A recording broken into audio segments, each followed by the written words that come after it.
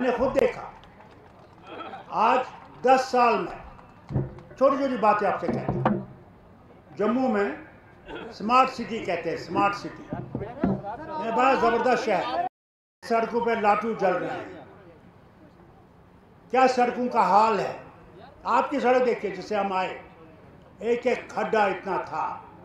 भैया, इतने सालों में जो ये पैसा आया वो कहाँ गया। आपके लिए पानी के लिए पैसा दिया गया था। उस पानी के पैसे का अब हमने कमेटी बनाई है असेंबली में, जो देखेगी उसका पैसा जो है वो किस तरह इन्होंने आपस में बांट के ख़त्म कर दिया है। और किसी जगह पानी नहीं आया, पाइपें लाई क्योंकि पाइपों में कमीशन मिला। कैसे ये रियासत तरक्की करेगी कि जो पैसा ऊपर से आता है मरकज़ से, उसको हम लोगों में नहीं पहुंचाएं, तो कैसे तरक्की आए। उस तरक्की को लाने के लिए हमें मोहनलाल जी और आपकी मदद चाहिए। जहां चोरी है उसको पकड़िए, नहीं तो आपका पैसा जा रहा है लोगों के जेबों में, आपकी तरक्की के लिए नहीं आ रहा, क्योंकि हम आपस में लड़ाई करते हैं। बहुत अच्छा सलूत्रा साहब ने कहा कि जब तक हम लोग एक आवाज़ में नहीं होंगे, एक मुट्ठी में नहीं होंगे, हम कभी भी जम्मू की तरक्की को नहीं कर सकेंगे। झूठ बोलते थे ये, हम आ गए जी, हम हुकूमत बनाएंगे, ये वज़ीर आला होगा। कहाँ है वो उनका वज़ीर आला, कहाँ है, कहाँ है उनकी हुकूमत। ये सही कहा, जब ऑटोनॉमी को ख़त्म हो गया, 370 ख़त्म किया, 35 से ख़त्म किया, यहाँ लड्डू बांटे गए, यहाँ थालियां बजाई गई। महाराजा कश्मीर पागल नहीं था। महाराजा कश्मीर ने 1927 में इस डर से कि पंजाब, सारा पंजाब था उस वक्त, उधर कोई पाकिस्तान नहीं था, हिंदुस्तान नहीं था, एक भारत था। तो उस वक्त क्या हुआ, उनको डर लगा कि ये पंजाबी अमीर हैं, जम्मू की आबादी डोगरा जो है वो कमज़ोर है, गरीब है, ये अपनी ज़मीनें बेच जाएंगे, इनका कुछ नहीं मिलेगा, नौकरियां सब वो ले जाएंगे। तो उन्होंने कहा नहीं, कानून बनाया कि कोई भी इस ज़मीन को नहीं ले सकता जब तक महाराज साहब की इजाज़त नहीं। कोई नौकरी बाहर से नहीं लग सकता जब तक महाराज साहब की इजाज़त नहीं। पहली नौकरी यहाँ का हक है और उस हक को हमने इस्तेमाल करना है। आज मैं जानता हूँ, एक जगह नौकरी थी। क्या जम्मू के लोग इतने बेवकूफ़ हैं कि उस काबिल नहीं थे। केरला से लाए उसको। सारा आपका सेक्रेटेरिएट जो देखिए भरा हुआ है बाहर से, वो क्या जाने मर की तरह, वो कहाँ जाने आपका गांव का है। या जब आप उनके पास जाएंगे वो जानते थे आप कौन थे। सही कहा डिप्टी चीफ मिनिस्टर ने, कोई सेक्रेटेरिएट में नहीं जाता था, पहचानते नहीं थे। आज इतना रश होता है सेक्रेटेरिएट में कि मैं बयान नहीं कर सकता। यह है जबकि आपकी हुकूमत आई, लोगों की हुकूमत आई। अरे याद रखना, यहाँ मालिक आप हो, आप। मैं मालिक नहीं हूँ, मैं क्यों ना वज़ीर आज़म बन जाऊँ। मालिक आप हो और उस हक को इस्तेमाल करो।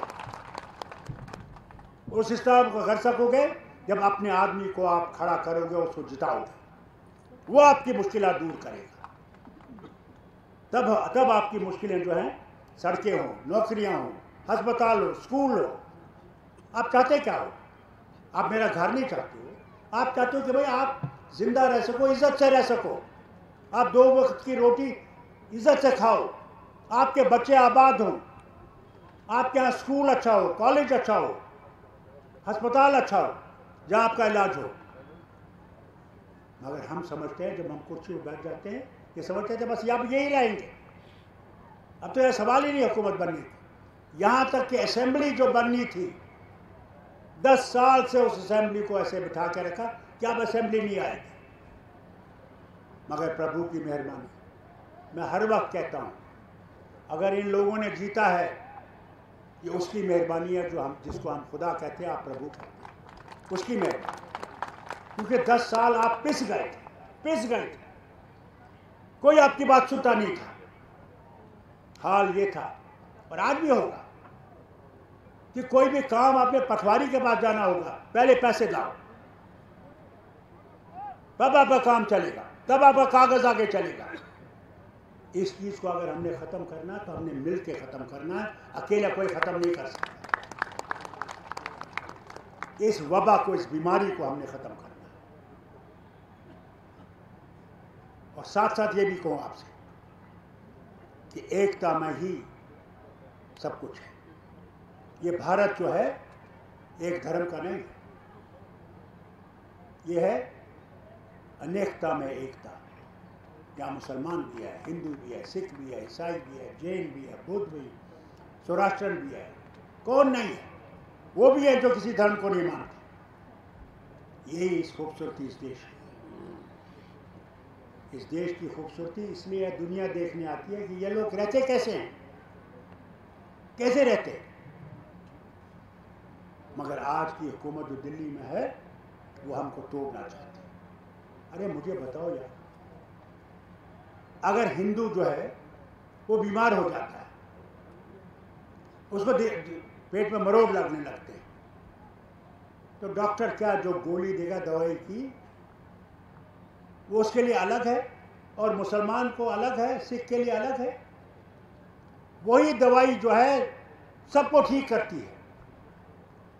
मैं ये बार बार कहता हूँ डॉक्टर होके, जब हम अस्पताल में जाते हैं और हमें खून की ज़रूरत पड़ती है, तो जो खून आपके अंदर जा रहा होता है उस बोतल से, क्या कभी आप उस खून की बोतल से पूछते हैं ये ब्राह्मण का खून है, ये मुसलमान का खून है, ये सिख का खून है, ये दलित का खून है? नहीं, कभी नहीं पूछते हैं आप। कहते हैं डॉक्टर साहब एक बोतल से बड़ा ठीक हो गया, दूसरी बोतल लगाओ। मगर जो ही आप अस्पताल से बाहर निकल जाते हैं, आप मुसलमान भी बन जाते हो, हिंदू भी बन जाते हो, सिख भी बन जाते हो, इंसान नहीं बनते। अरे याद रखना मेरी बात, मैं मुसलमान हूं, मेरा खुदा मस्जिद में नहीं है। मस्जिद सिर्फ एक जगह है जो पाक जगह है, जहां हम नमाज पढ़ सकते हैं। मैं आपसे कहता हूं आपका भगवान मंदिर में नहीं है। जब तक आप याद रखिएगा वो भगवान आपके दिल में है, दिल में, हर हिस्से में है। वो शायर बहुत अच्छी बात कहता है, कहता है क्यों ढूंढते हो उसको इन आसमान की गर्दिश में, अगर वो तुम्हारे दिल में नहीं, वो तुम्हारे लिए कहीं भी नहीं। उसको अपने दिल में पैदा करो। जिस दिन तुम सच्चे हिंदू बनोगे, सच्चे मुसलमान और सच्चे सिख बनोगे, तुम्हें कभी फर्क नहीं लगेगा ये किस धर्म का है, ये क्या है, बल्कि ये जानोगे ये उसी को मानता है जिसको हम मानते हैं। नफरत का वक्त नहीं है, नफरत हमें कमजोर करेगा। उमर साहब ने 6 महीने में क्या नहीं किया, जो चिल्ला चिल्ला कहते क्या किया। अरे तुमने 10 साल में कुछ नहीं किया और हमसे समझते हो 6 साल में आप तारे नीचे लाएंगे। अफसोस मुझे, मैं मानता हूं कि मुखालफत करनी है सियासत में, मगर इतने भी नीचे न गिरो कि तुम देख नहीं सको। रोहता साहब ने बहुत कुछ कहा, मगर अभी काम बहुत करने हैं। ये नहीं कि हमारे काम बंद हो गए। अभी आपकी जिंदगी को आगे ले जाना है, आपकी गरीबी को दूर करना है, आपके मेहनत का फल आप तक पहुंचाना है, वो हमारा काम है। ये घबराइए मत, ये कहें जो कहना है। हम लोगों ने जो रास्ता लिया है, वो रास्ता हमने लिया है कि मेरा खुदा भगवान इंसान में बसता है, और अगर मैं उसकी सेवा करूंगा, मैं भगवान की सेवा कर रहा हूँ। इसलिए ये साथ रखिएगा कि उसकी तरफ हमने चलना है, हम चल रहे हैं। और इंशाअल्लाह ये जो कहते हैं ना जी 10 लोग जा रहे हैं, 12 लोग जा रहे हैं, ये सिर्फ लोगों को, ये कांग्रेस के ज़माने में भी कहते थे कि जा रहा है, जा रहा है। अरे जा तो तुम ही रहे हो, तुम्हारा जनाजा बहुत तैयार है, परवाह मत करो। वो आ रहा है। कहाँ रहा हिटलर, कहाँ रहा मसलूनी, अंत आ गया। झूठ थोड़े वक्त चल सकता है, बड़े वक्त नहीं चल सकता। बताइए कहाँ है वो 15 लाख? मैं रोज अकाउंटेंट से पूछता था, मैनेजर से, जनाब वो 15 लाख आ गए? फिर क्या कहते हैं, मैं पार्लियामेंट में बैठा हूँ, हमें होम मिनिस्टर कहते हैं ये एक जुमला। अरे यार, तो इलेक्शन के लिए तुमने जुमले इस्तेमाल करने। यहाँ घर घर गए और कहने लगे देखो मुसलमान तुम्हारे लिए खतरा है, हमें वोट दो। अफसोस तो मुझे इस बात का है, यहाँ सबसे ज्यादा आबादी हिंदुओं की है। हिंदुओं को कोई खतरा नहीं है, मुसलमान को खतरा हो सकता है, कम है। मैं बार बार ये कहता था, हर वक्त ये कहता था कि अगर यहाँ मुसलमान को कोई बचाएगा तो हिंदू भाई और बहन बचाएगा। अरे कश्मीर में हिंदुओं को बचाएगा तो वो कश्मीर का मुसलमान बचाएगा, फौज और पुलिस नहीं बचा सकता। उस चीज को हमने कायम करना है, हमने पाकिस्तान को दिखाना है। पाकिस्तान के जिन्ना साहब समझते थे हम उनकी जेब में हैं, क्योंकि हम मुसलमान मेजॉरिटी स्टेट है। शेर कश्मीर शेख मोहम्मद अब्दुल्ला ने कहा, कहाँ जाएंगे मुसलमान जो है, कहाँ जाएंगे हिंदू, सिख, ईसाई, बौद्ध, कहाँ जाएंगे?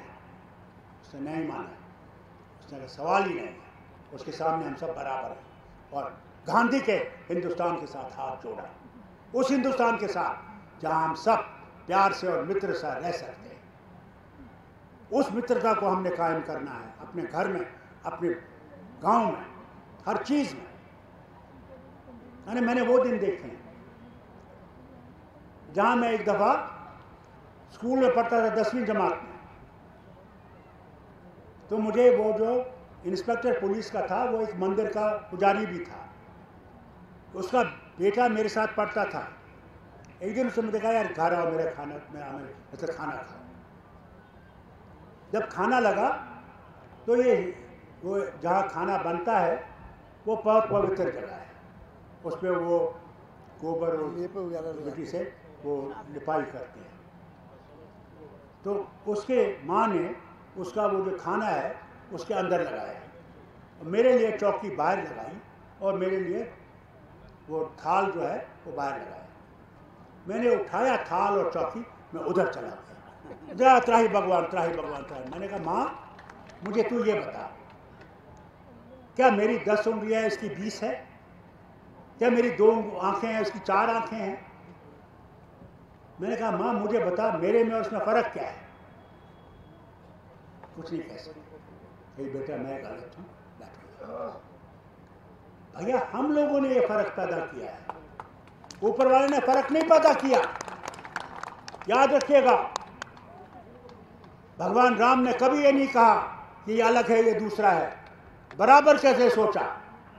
इसलिए महात्मा गांधी आखिरी दम तक यही कहते थे, मैं राम राज चाहता हूँ, राम राज चाहता हूँ, राम राज। इस राज में हम सब लोग बराबर रहें, तरक्की करें, इज्जत से रहें, मेरी माँ बहन चल सके। आज क्या हाल? आज हाल ये है कि दलित की बेटी उसको नंगा नचाया जाता है, उसके साथ बलात्कार किया जाता है, फिर मारा जाता है। क्या ये हिंदुस्तान है? इस हिंदुस्तान में जो राम को मानते हैं और अल्लाह को, ये हो सकता है? मगर हो रहा है। क्या उनको हक नहीं है चलने का? भाई लोगों, हमने इसका मुकाबला करना है। जहां तरक्की करेंगे वहां इसकी तरफ भी देखो, अपने धर्म को मजबूत करो। धर्म के बगैर कुछ नहीं है। आप 200 साल भी जियोगे तब भी उसी के पास जाना है, ये सारा यही रह जाएगा। सिर्फ जिसे हम सोल कहते हैं, आत्मा कहते हैं, वो उसके पास जाएगा। वहां किसी की सिफारिश नहीं चलेगी, मेरे बाप की सिफारिश है, मेरी माँ की, मेरे बेटे की, मेरी बहन की, कोई सिफारिश। वहां वो है और मैंने क्या अच्छा किया वो आएगा। इसे आपसे कहता हूँ, आज मोहनलाल जी और उसके साथी शामिल हो गए। मैं आपसे वादा करता हूँ इस बात का, कि अगली दफ़ा इलेक्शन आएगा तो मोहनलाल जी आपके ज़रूर न सिर्फ एमएलए होंगे बल्कि आपके मंत्री होंगे। उसके लिए हमें काम करना है। इसको मजबूत कीजिए और मेहनत कीजिए आज से मैं। और दूसरा ये कहूँ बहनों को खासकर, बहनों जब तक तुम घर से नहीं निकलोगी, तुम इनका दामन नहीं थामोगी कि आगे चलना है, बहनों तब तक कुछ नहीं बनेगा। क्योंकि बहनें जो हैं वो 50% तो बहनें हैं। और दूसरा ये कहूँगा जवानों से, हमें कल के लिए जवान तैयार करने हैं। जवान ही भारत की ताकत है। उस भारत की ताकत को अगर हमें मजबूत करना है तो जवानों को आगे आना है। और मैं सरदार साहब से गुजारिश करूँगा तो सदर बने, इन लोगों से ताल्लुक़ रखो, यहाँ आओ, बार बार आओ और यहाँ जवानों को आगे लाओ। और क्योंकि आज ये हैं, कल हमें जवान चाहिए जो जब इनका काम हो जाएगा। ये हैं, कल इनको जाना है, दूसरा आएगा। ये हैं, हमने उनको तैयार करना है जो इस हिंदुस्तान के इस ताज को, मुकुट को बचा सके, वो करना है। इसे उस मुकुट को बचाने के लिए हमें जवान मर्द और औरतों को आगे लाना है। इसलिए आपसे गुजारिश करूँगा आगे आइए। विमला से कहूँगा काम करो, मेहनत करो, जवानों को लाओ, आगे चलाओ। लक्ष्मी दत्ता यहाँ बैठी है, उनसे कहो, सब जो बैठी है, कि घर में बैठने का वक्त नहीं है, काम करने का वक्त है। बहुत बहुत शुक्रिया आपका मोहनलाल जी। प्रभु आपको सलामत रखे, सेहत दे, कामयाबियाँ बख्शे कि आप लोगों के लिए अच्छा करें। और जितना हमसे हो सकेगा हम आपको मजबूत करेंगे। बहुत बहुत शुक्रिया। जय हिंद, जय जम्मू।